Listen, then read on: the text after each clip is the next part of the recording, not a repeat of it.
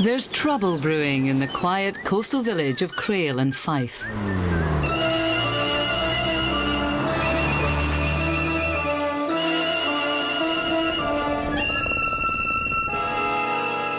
Well, this is the centre of Crail. It's Reason, the old fishing port, and this really is the heart and soul of the place.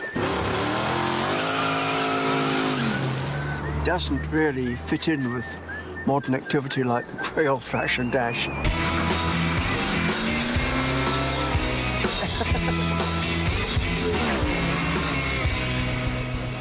They use our gardens as lavatories, and they do wheelies up the other side of the market gate. It's pretty unsociable.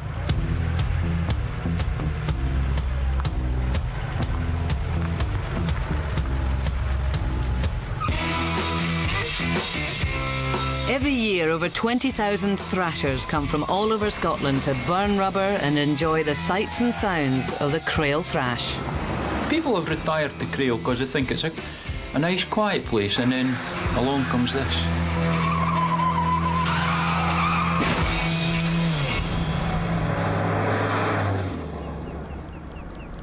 This disused naval base on the east coast last saw active service in World War II. Former pig farmer Willie Robertson bought the 350-acre site and turned it into a playground for cruisers and boy racers. Guys just wanting to enjoy their cars. You can't do it. I mean, it's like having a 200-mile-an-hour car. I mean, where are you going to drive that?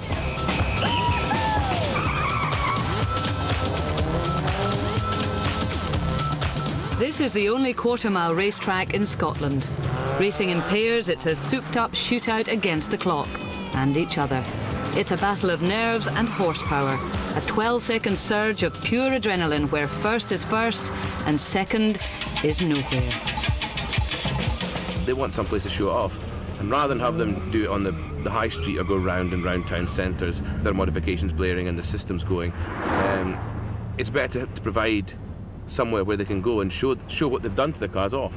And I think we're providing a public service by doing that. Willie stages the Crail thrash just twice a month, but that's still too often for the townsfolk. Local residents are hatching plans to shut him down. Shoots the bugger has been the most pungent and direct comment that I've had. That's where it's eaten, because from Denver, they just speed straight up. But I understand the landowner using it in that way. He's trying to make a buck or two, and he's entitled to it. We do spend quite a lot in the community. We spend on local hotels, B&Bs, restaurants for entertaining the stunt acts and the journalists that come, over £7,000. Doesn't bring any life to Crail. They're just birds of passage. They go through Crail out to the site and then turn around and go away again. So they don't benefit Crail in any way whatsoever. As some see it, 37-year-old Willie Robertson is the villain of the piece.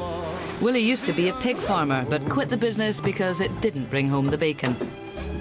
He started staging one-off car events, but now holds a thrash every fortnight.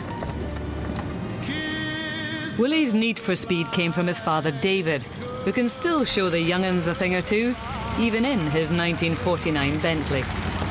You know, our family's been into motorsport for, ages. That's my father at Crail Racing, at the go-kart track, which is neighbours our land. And he was one of the first men to do 100 miles an hour on a go-kart. I must be the oldest guy here and the oldest car here, but being an enthusiast myself when I was young, I can understand these young people coming here to enjoy their motor car. Unfortunately for the Robertson family, some residents in the village of Crail don't want the thrash. Leading the resistance movement is former RAF pilot and now local councillor Peter Douglas. It's the local people who take the keen interest in trying to maintain the community and look after it and care for it. Well, I collect model pigs and have some 600 pigs. A long time ago, I used to fly with the Air Force, and this pig is flying Officer Grunt, and he's got his goggles and his helmet on, his nose in the air. Yes, it's good he's an entrepreneur. One needs people like that, but one doesn't need them to destroy everybody else's pleasure. Despite local opposition, this morning Willie's opening up for the first event of the season. No swearing.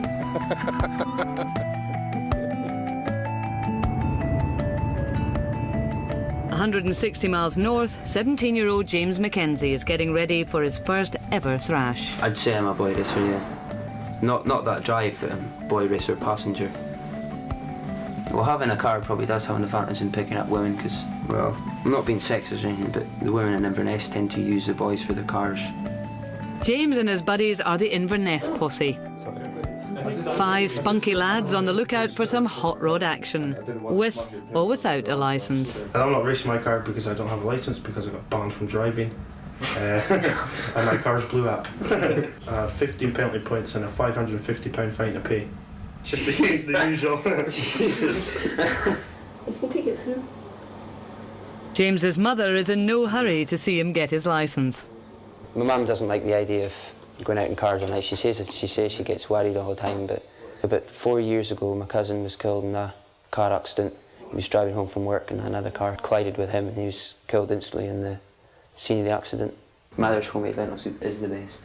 Will always will be the best. I think about it now and then, but I don't really want to think about it because, you know, it'll just get me all worked up and worried, but crashes happen every day and just sometimes it can happen to the people you don't want it to happen to, you know. But it is a worry. There's been a high percentage of young boys being killed in the Highlands, yeah. It's really quite sad. But it goes in one ear and out the other, doesn't it, James? Sorry? It goes... While many are still sleeping off the night before, one Wishaw racer is up and full of gas. Today is first time ever racing, so I think it'll be an absolute bag of nerves. 29-year-old Kim McKenna works for an accountancy firm, but today she's transforming herself into a girl racer. Just to even the odds today, I've actually had nitrous oxide fitted to my car. This is the bottle. Cheating gas makes the car go faster. Kim and her boyfriend Mark are hoping that the cheating gas will power her to victory over her best friend in a quarter-mile grudge race at Crail later today. Kim started modifying her Mazda MX-6 a year ago after seeing the fun her boyfriend had with his Nissan Skyline. Bus driver's on a go slow, he's doing 20 miles an hour, no, 19. I've always preferred to play with Tonga trucks and guys' toys and Skeletric rather than Barbie dolls. I did have my Barbie dolls, but I preferred Action Man. I wouldn't class ourselves as boy racers or girl racers. I think the term is cruisers mainly. There's a place up there, and hopefully they've not got some of the hours.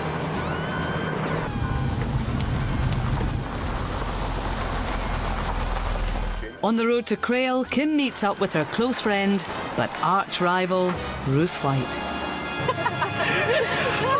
What's he called? We're really good pals. We all have a laugh. Until one of us loses and then Ruth works for the Scottish Executive and drives a Toyota Celica GT4, or the big black beast as she calls it. It cost her £7,000, but she spent another £3,000 souping it up for today's race. This is a normal thing to do. A new car comes into the club and it usually gets sort of hauled to bits and what's that and ooh and ah, like people do over a new baby. Yeah, everybody in this club, their cars are their babies and they'll do anything and everything to keep them on the road looking fantastic. My car's black and Kim's is silver. Because that's what girls are supposed to be like with their cars. In reality, Kim's got an excess of 170 brake horsepower. I've got 281 brake through a four-wheel drive transmission. It should be kind of close. Despite the sub-zero temperature, Willie's confident he'll get a good turnout for the first thrash of the new season. No, usually the first day of the season we get a good crowd because, you know, since November everybody's been starved of their quarter mile. My phone has not stopped since 5 o'clock. Every 10 minutes for the phone call saying, is it on, is it on, is it on? The thrash is well and truly on, and the traffic squeezes through the only route to the airfield, through the very centre of Crail. The invasion has begun. Faithful friends, aren't they? Anne Robertson has lived here all her life, and she feels vulnerable as the thrash traffic speeds past her house. Well, these cars come flying through these country roads, and the noise is terrific. And we get the thud of the radios. This is a B-listed house, so we're not allowed to have double glazing. There's not a lot we can do to protect ourselves from this noise that goes on. I don't like it. I lived in a town for some years, and this is 100 times worse. I could never leave this house, so perhaps I have to just put up with it. I don't know. Closing in on Crail and observing the speed limit are the Inverness posse. We put a bet on last night, me and Joss against Dag and Jason. Whoever pulled the most women gets 20 quid, but the bet is not finished yet. We'll work out the bet once we finish Crail, because you never know what might happen there. All the women that goes about. Joss is going to climb out the window of the Mondeo. I'm just driving, probably at high speeds as well. What an idiot. Lock up your courses. The posse are coming to Crail. With entrance to the thrash costing £7 per petrol head, the young boys have a cunning plan to save some burger money. Joss is now in the boots. We're going to see if we can get him into Crail without paying. It's quite exciting, actually, sometimes, although I'm not really into cars at all myself. We hear so many comments about youngsters spending too much time in front of televisions. So if they're spending this money, keeping their cars in tip-top condition, maybe they're not using it for things like drugs, which would be even worse. At the airfield, the thrashers have turned out in force. Willie takes some time out from his preparations to protect his profit margins. Hope we'll go to try not paying to get in. Come on, out you come. I can't blame him for giving it a shot, but it's quite funny to catch him at it, you know. Half a mile away, Sunday service is just beginning. Lord God, we greet you this morning. This is a new day, and we are new people.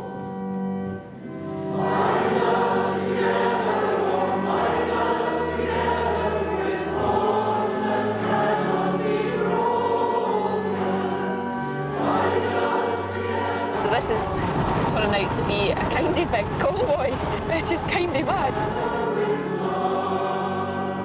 The boy racer side of it do attract a really bad side of it, but they do like to do their burnouts. They like to just be looking like they're really fast and really cool, whereas we know we're fast, so we don't really need to pretend that we are. You'll see the workies vans sitting in the traffic looking at you going, "That's a girl driving that car. Can't possibly be a girl. Must be her boyfriends, must be her husbands.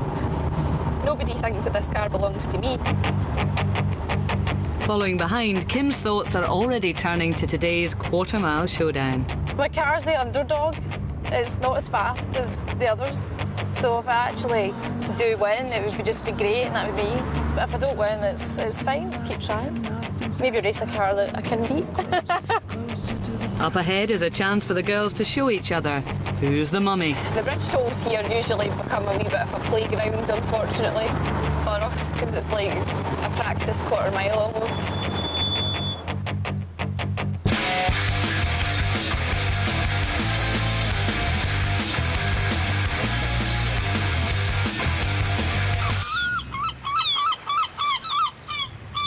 They just want speed, burn up as much fuel and as much tyre as they can. I doubt if many of them notice that Crail as a place exists. I think if all the streets and houses were removed from Crail, the thrash and dash people wouldn't notice as long as the tarmac was there for them to burn up on. But some locals welcome the arrival of the thrash. The shop's busy, aye. The shop's really sweet. Keeps the traffic flowing, all the customers just keep coming in and that. Oh, I think it's great, like, yeah. I'd go to it all the time, like, yeah. You know. I'm actually bandmate. I had a 3-door Sierra Cosworth, which was on a front head-on smash. Wrote it off, though, it was a shame, like, but I built it back up. Took it to the airfield and left it in Mr. Robertson's hangar. You could go out any time and thrash a car out on the airfield. No insurance, you don't need a licence or nothing. You might not need a licence, but you do need a car that doesn't fall apart. The exhaust gone. It's banging against the floor. Fife Constabulary are out in force this morning, making sure that only the good-looking cars make it to the start line. We're just approaching Crail now, and I'm beginning to feel a wee bit nervous. I don't want to make a complete fluff-up of it, and so fingers crossed.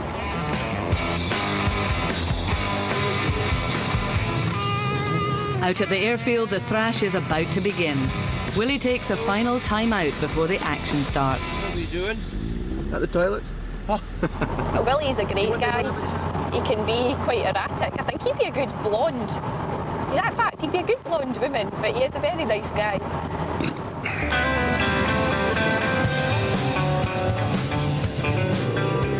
Ruth and Kim finally arrive.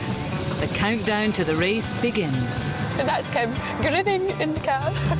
Women drivers make up 30% of the thrash cruisers, but some girls just want to have fun. What's going on there? What are the police doing in the field? Driving night, they're always high as kinks. Really? Drama and crisis at Crail Thrash. Deary me, women drivers. Got my ass whipped by him. While Ruth and Kim do a quick recce of what lies in store, Willie is tightening up security. Right. Just as the Inverness posse arrive with their illicit cargo. But they make it through Checkpoint Willie, and all thoughts turn to the next priority. We need to find women. Oh my God! We need to find women. It's all about pulling women. To James and the lads, the airfield means cars and girls and not much else. But for some local residents, it evokes memories of a bygone age. These are the wrens at Crail. This one, you can see the HMS Jackdaw personnel. There would probably be about 2,000 personnel at the airfield, but you didn't get the impression of it being busy because there wasn't nearly so many cars around. And this is the problem that we've got today. There's a saying in Crail that you don't park a car, you abandon it. I've been in Crail all my life, and I mean, I love the place. I mean, I wouldn't want to stay anywhere else, and I'll be staying here the rest of what days I've got left. The airfield's heritage is not just a local issue. Historic Scotland also has an interest in the site, which threatens to kibosh any development plans. But along came Historic Scotland and made the place an ancient monument. Basically, 95% of our farm has had a red line drawn round it. Everything within that line is scheduled as an ancient monument, the same status as you might give to Edinburgh Castle. And it means that if we ever go to dig a hole or anything like that, we have to get permission from Historic Scotland to actually physically go dig a hole. I always imagined an ancient monument was a statue in a street, not a huge airfield. But